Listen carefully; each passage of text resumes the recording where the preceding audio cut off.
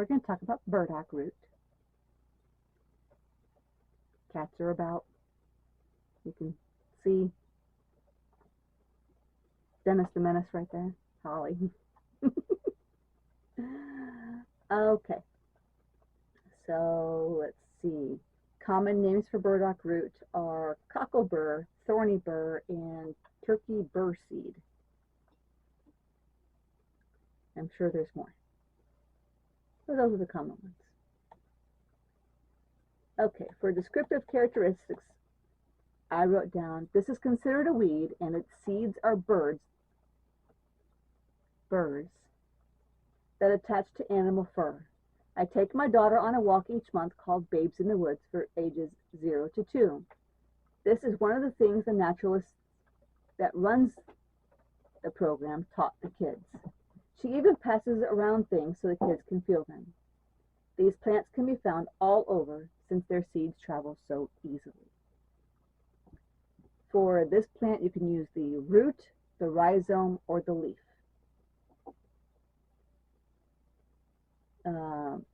The dried herb looked like small rocks, but it felt like wood chips. And I wrote down various shades of brown for color. It smelled sweet, but a little on the musty side. I wrote down that it reminded me a little bit of licorice, but not quite. Flavor, sweetish, but a little bitter. My daughter saw me taste it and asked to taste it too, so after she smelled it, she decided not to taste it. And I wrote, I agree.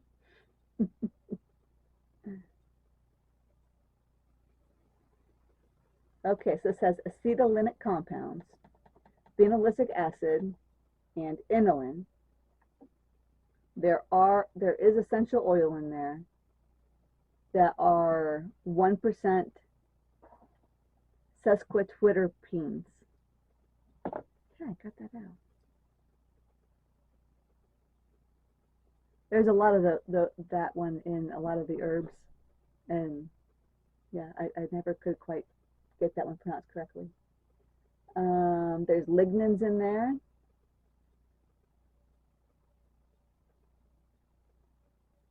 Mucilage, pectin, sugars, organic acids, fatty acids, phenolic acids. And the tannins in it are what make it bitter.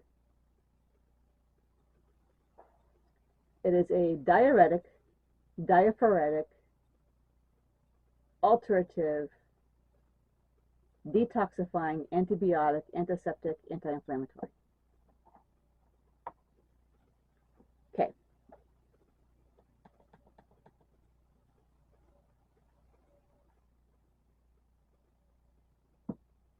Impure skin. Right. Define that. Okay. Though it makes sense because the very first thing on here is gastrointestinal issues. Gout, arthritis, blood purifying. Externally, it can be used for ichthyosis, psoriasis, the impure skin, and skin diseases. And that makes sense because a lot of the skin diseases are actually a gastrointestinal thing, and it's being the skin is just symptomatic of the gastrointestinal problem. Let me turn that there, better.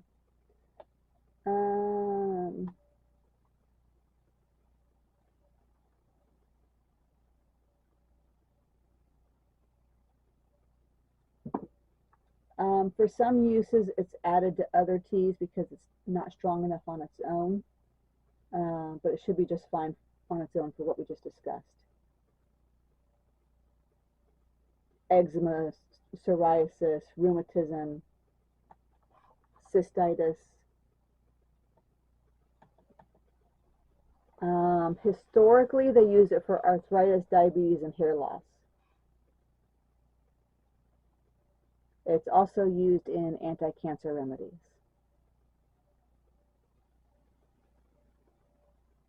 Okay. There is research going on right now for a lot of the uses for this herb. I hear burdock root thrown around a lot in the herbal communities. Um, Again, a lot of the research for herbs is not taking place in the United States. It's taking place everywhere else because they actually like herbal remedies. Fevers, infections such as measles and mumps.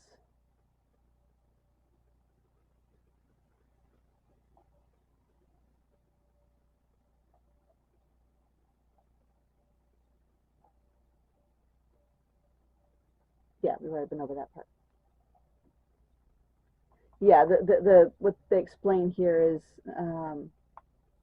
a lot of times when you have gut issues or blood issues, those issues will sweat out in your skin, and that's what causes the skin rash.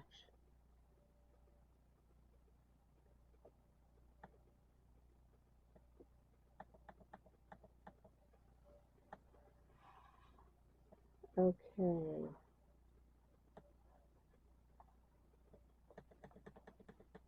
So it's generally used for infusions or decoctions, extracts, tinctures, fluid extracts. 1 teaspoon root to 1 cup of water, 3 times a day for internal use.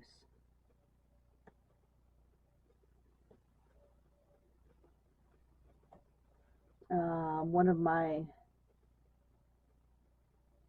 I bought one book that was like an encyclopedia of herbs, but it wasn't very thick.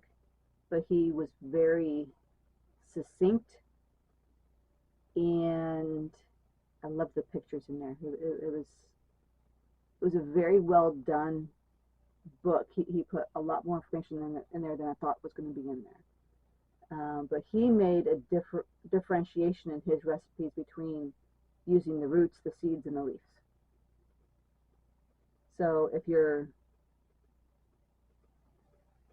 okay, decoction for skin disorders with the root. The seeds used for boils and acne with an infusion. And for abscesses and boils, you can also make a poultice with the leaves. You can have contact dermatitis with this plant, which means I'm probably going to. Seems like if you can be allergic to touching it, I am. It's crazy.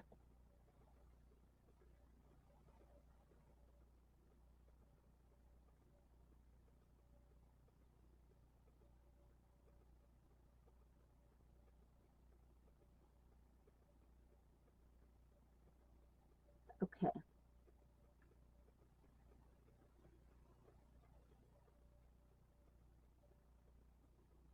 So burdock is considered the herb for treating chronic skin conditions. And so what I've put down here, since I have kids and skin conditions are common, I thought that recipe belonged right here.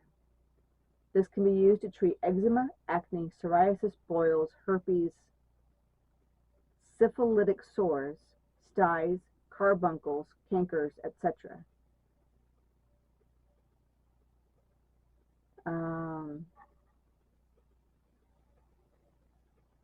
I did not make it right off because I wrote in here that I wanted it to be used internally, or sorry, I wanted it to be used when it's needed as opposed to making it ahead of time.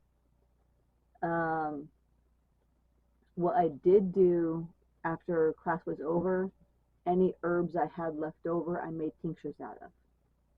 So the directions there were boil 1 quart water, bring to simmer, cut 4 teaspoons dried root, cover, simmer 7 minutes, remove from heat, steep 2 hours. Use internally, drink at least 2 cups a day on an empty stomach. Okay. And then for the tincture, I started a tincture of 28 grams of herb and 40% alcohol for a menstruum of 140 milliliters.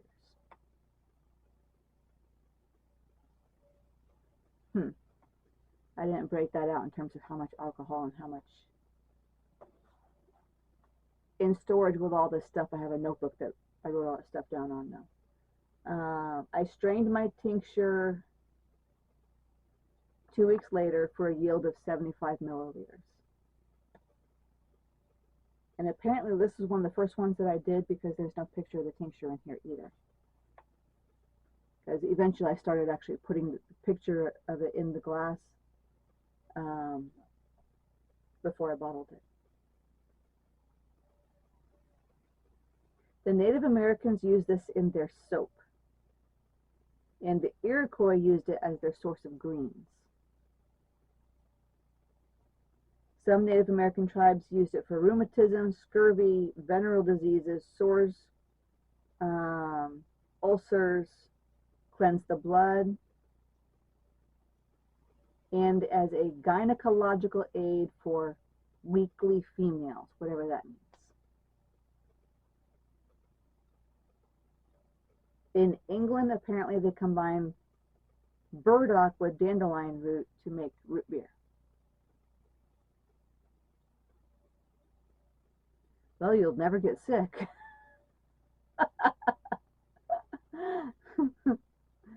And that is all I have in here for the research.